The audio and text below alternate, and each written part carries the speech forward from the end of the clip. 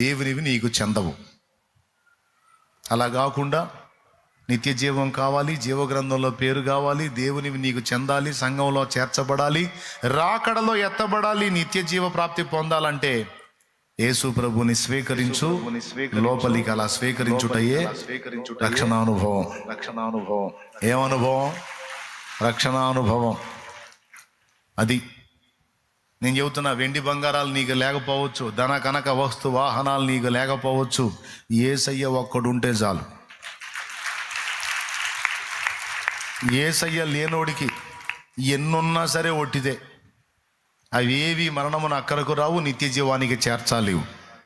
ఇవేవి లేకపోయినా యేసయ్య ఒక్కడుంటే ఇహమందును పరమందును కూడా నెమ్మది పొందగలవు. గనుక త్వరగా యేసును స్వీకరించు, యేసుకు నీ హృదయంలోకి ఆహ్వానించు, యేసుకు స్థానం ఇవ్వు. ధన్యుడివి, ధన్యురాలి అవుతావు. ఇది శుభవార్త.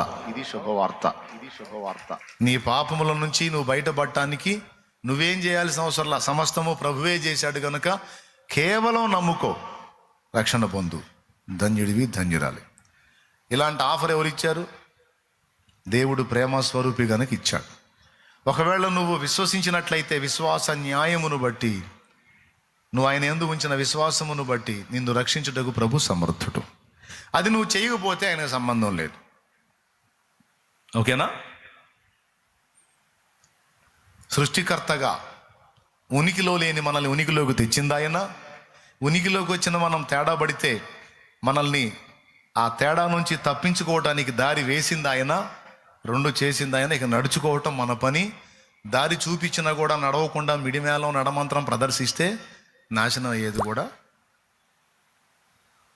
ఆయనకి సంబంధం లేదు. ఎంతమందికి అర్థమైంది? అది